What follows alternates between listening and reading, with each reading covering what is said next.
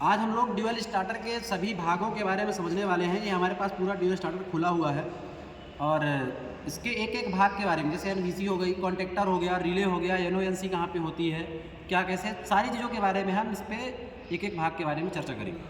आइए शुरू करते हैं। हम देखिए क्या है कि इसके अगर हम पार्ट की बात करें तो ये यहाँ पे ऐसे कुछ इसका कंस्ट्रक्शन बना हुआ होता है। हमने इसे पहले से खोल के रखा हुआ है, ठीक है। ये कुछ ऐसे रहता करता है, ठीक है। ये इसके साथ ऐसे रहेगा और ये आप लोगों ने देखा होगा इसे, ठीक है ना। ये पूरा सब ऐसे रहता है इसके साथ, ठीक है। ये ऐसे कुछ बना रहता है। अभी हमने इसे खोल खोल के पूरा अलग किया हुआ है, ठीक है। अब हम अलग अलग करके पूरे एक एक भागों के बारे में समझते हैं, ठीक है। सर्वप्रथम ये मेन ज़रूरी चीज़ ये है, सर्वप्रथम तो इसे समझते हैं पहले। देखिए इसमें क्या है कि ये तो इसके टर्मिनल हो गए, ठीक है, इनपुट टर्मिनल हो गए इसके। यहाँ पे ये जो लगी हुई है, ये 3 ठो आपको ये मिल जाएंगी 3 फेज के लिए, ठीक है। इस पे एक तार लपेटी गई है, ठीक है ना। ये बाई मेटेलिक स्ट्रिप इन्हें बोला जाता है। क्या बोला जाता है? बाई मेटेलिक स्ट्रिप है ये, ठीक है। 2 धात्विक युक्ति, इसके ऊपर तार लपेटी गई है, तीनों में तार लपेटी गई है। इस तार के लपेटने का क्या मतलब होता है कि जब क्या होगा, जैसे कोई भी मोटर 10 एम्पियर पे कार्य करने वाली है, ठीक है। अब उस पर इतना लोड डाल दिया गया है, उसकी जो रेटेड करंट होती है वो 10 एम्पियर है, लेकिन उस पर जो लोड डाला गया वो 12 एम्पियर के बराबर हो चुका है, ठीक है। जो इस पर करंट है वो 12 एम्पियर तक पहुंच चुकी है। तो ये क्या हो जाएगा, उससे ज़्यादा होने के कारण ये गर्म होने लगेगा। और जब गर्म होगा तो ये क्या करता है, ये जो स्ट्रिप है थोड़ा सा जैसे ऐसे है तो ये थोड़ा बैंत टाइप में जाती है, थोड़ा बैंत जाती है, ठीक है, तिरछी हो जाती है। जैसे समझिए जब ये तिरछी होगी, 3 में से कोई भी फेज में ओवरलोड होता है। तो जैसे अभी ये रेफरेंस चल रहा, ठीक है, अभी मान लीजिए हमारा ये रेफरेंस है पूरा, ठीक है। तो क्या होगा देखिएगा, ये भी आपका ये एनसी बना हुआ ना, यहाँ पे ये कॉन्टैक्ट क्या है, एनसी बना हुआ है, ये एनसी बना हुआ है। तो ये क्या हो जाएगा आपका, जैसे थोड़ा सा इसमें तिरछी हो जाएंगी, तो ये देखिए यहाँ पे एनसी से यनो हो चुका है, ये देखिए यहाँ पे ये यनो हो चुका है, मतलब ये कॉन्टैक्ट खुल जाएगा, ठीक है। कॉन्टैक्ट जब खुलेगा तो हमारा मोटर ऑफ हो जाएगा, ठीक है।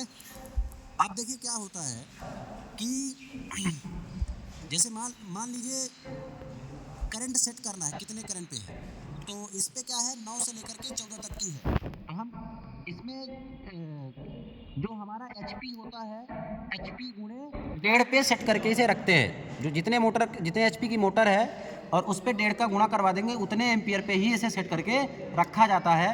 देखिएगा अब जैसे मान लीजिए अभी ये 9 एम्पियर पे है, तो थोड़ा सा ही करने पे ये ट्रिप हो जाएगा, ठीक है। इसे जैसे 9 पे सेट है तो थोड़ा सा ही कर देंगे तो ये ट्रिप हो जाएगा, थोड़ा करने पे ही ट्रिप हो गया। लेकिन जब इसे हम 14 एम्पियर पे कर देंगे तो गैपिंग यहाँ पे बढ़ चुकी है। अब देखिएगा कि इस पे ज़्यादा बल लगाना पड़ रहा है, हमें ज़्यादा देर तक इसे करना पड़ रहा है, ठीक है, तब ये ट्रिप कर रहा है, ठीक है ना। मतलब ये रिले क्या करता है, सेंस करता है कि कब करंट यहाँ पे ज़्यादा हो रही, कब यहाँ पे करंट कम हो रही है, और सेंस करके मुड़ता है। और ये पट्टी मूवेबल है, ये मूव करती है, ठीक है, मूव करती है। और यहाँ पे ये देखिए यहाँ पे बना हुआ है एक एनसी कॉन्टैक्ट अलग से, ठीक है। तो यही एनसी कॉन्टैक्ट को खोल देता है, ठीक है, ये समझ रहे हैं ना। अब देखिए इसके अंदर और क्या लगा होता है, ये आपका एनसी पुश बटन लगी हुई है, ठीक है, एनसी पुश बटन, जो कि हम इसको सीरीज में लगा लेते हैं। एनो पुश बटन लगी हुई है, ये एनो पुश बटन लगी हुई है, देखिए ये अभी ये खुला हुआ है, जब दबा देंगे तो ये एनो बन जाता है, ठीक है। इसके साथ यहाँ पे कॉन्टेक्टर वाले टर्मिनल हैं इधर, ये इससे जुड़ा रहेगा आपका, ये इससे ऐसे जुड़ा रहेगा यहाँ पे, इस तरीके का ये जुड़ा रहता है। अब हमें इसमें ऑक्सिलरी कॉन्टैक्ट बनाना पड़ता है, ठीक है। तो इसका ऑक्सिलरी ये वाला होता है, चौथे नंबर का। 1 2 3 4 कॉन्टैक्ट होते हैं, 3 मेन कॉन्टैक्ट होते हैं, एक ऑक्सिलरी कॉन्टैक्ट होता है। तो ये जो ऑक्सिलरी कॉन्टैक्ट है, इसमें हम एक तो ऊपर से पैरेलल करेंगे, पैरेलल करना पड़ता है, इसमें पैरेलल जोड़ना पड़ता है। तो एक तो ऑलरेडी देखिएगा यहाँ पे इधर से ये नीचे से कनेक्टेड है, ठीक है ना, ये आपका इधर से ऑलरेडी कनेक्टेड है, एक ठो भर आपको इसमें जोड़ना पड़ता है, तो ये आपको ध्यान देना है, ठीक है। तो इसमें नीचे से एक ठो पहले से ही जुड़ा हुआ है, ठीक है ना। इसमें हमें NO को क्या करना पड़ता है, पैरेलल करना पड़ता है ना, ठीक है। ऑक्सिलरी कॉन्टैक्ट के साथ इसे पैरेलल करना पड़ता है। अभी देखिए कॉन्टेक्टर है, देखिए यहाँ पे क्या होता है, इसके जैसे ये इस पे जुड़ेगा, सप्लाई इनपुट लिया यहाँ से, यहाँ पे आ जाएगी, यहाँ पे आ जाएगी, यहाँ से इन पट्टियों पे आ जाएगी। अब इसमें ले जाना होता है, हमें इन पट्टियों में ले जाना होता है। इसमें आ जाए तो हमारा यहाँ से आउटपुट निकल जाएगा। तो कहने का मतलब ये है कि जब इस पे आएगी सप्लाई तो इससे इसमें कैसे जाएगी, उसके लिए होता है ये पट्टी होती है, ये देखिए, ठीक है। इसकी एक पट्टी हमारी गिर गई है, टूट गई है। इसमें देखिए 3 पट्टियाँ लगी गई हैं, चौथी भी यहाँ पे लगी रहेगी, ठीक है ना। तो ये क्या होता है, ये यहाँ पे ऐसे कनेक्शन बनाती हैं, ऐसे इस तरीके का, ठीक है, इस तरीके का कनेक्शन बनाती हैं। देखिएगा ये यहाँ पे चिपकेंगी, मतलब नीचे का ऊपर से कनेक्शन बनाएंगी, ठीक है ना। यही पट्टियों में थोड़ा सा जंग लग जाया करता है, तो हम लोग निकाल के साफ़ कर देते हैं, तो सही से कार्य करने लगता है। तो ये इसकी क्या होते हैं, कॉन्टेक्टर होते हैं। यही पत्तियाँ होती हैं, कॉन्टेक्टर इन्हीं को बोलते हैं, ठीक है। ये कॉन्टेक्टर हैं, ये आपका रिले वाला भाग है, ये NONC बटन लगी हुई हैं, ठीक है। ये आपका पूरा NVC और साथ में आर्मेचर का प्लंजर पूरा, ठीक है, उसका पार्ट है पूरा, ठीक है ना। ये हो गया पूरा आपका, और NVC लगी हुई है हमारी, NVC वो देख लीजिए, NVC है ये, ठीक है। ये NVC अलग हो जाएगी, ठीक है। ये आपका NVC हो गई है, ये NVC है आपकी, ठीक है। ये आपका सिंगल फेज में भी कार्य कर लेगी और डबल फेज में भी कार्य कर लेगी, ठीक है। फेज में भी और फेज न्यूट्रल में भी कार्य कर सकती है। तो हम लोगों ने इस प्रकार से पूरे कह सकते हैं कि पूरे ड्यूल स्टार्टर के एक एक भाग के बारे में जानकारी ली।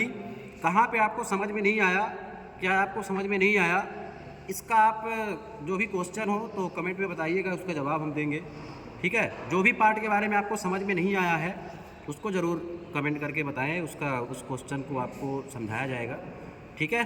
और यहाँ पे एक चीज़ आप जरूर जान लीजिए, थोड़ा सा भूल गया था, करंट का सेट करने के लिए, करंट को सेट करने के लिए एक बार मैं आपको और बता देता हूँ करंट कैसे सेट करनी है हमें। जिसके पास हो अगर, तो करंट को सेट कैसे करना है, आपके पास जो मोटर है उसका HP आपको पता होगा कितने HP की है, और उस HP में 1.5 का आप गुणा करा देना, 1.5 में आपको गुणा कर देना है HP के साथ। जो भी करंट, जो भी मान आता है वह करंट होगी इसको सेट करने के लिए, उतने एम्पियर की से सेट कर देना है। कुछ लोग क्या करते हैं, स्टार्टर तो होता है हमारे पास, लेकिन हम उसको कुछ भी सेट करके रखे होते हैं, कुछ भी कहीं पर भी, ठीक है। तो कभी कभी क्या होता है, कम में कर देते हैं तो मोटर ट्रिप भी करने लगती है। तो उसका रीज़न यही होता है कि हम लोग कम एम्पियर पे सेट कर देते हैं, तो मोटर जल्दी ट्रिप कर देती है, ठीक है। तो वो ट्रिप ना करे उसके लिए आपको HP से 1.5 का गुणा करा करके करेक्ट करंट निकाल करके और फिर इसमें सेट करके आपको मोटर को चलाना है, ठीक है। आप चैनल में आए, वीडियो देखें, बहुत बहुत धन्यवाद।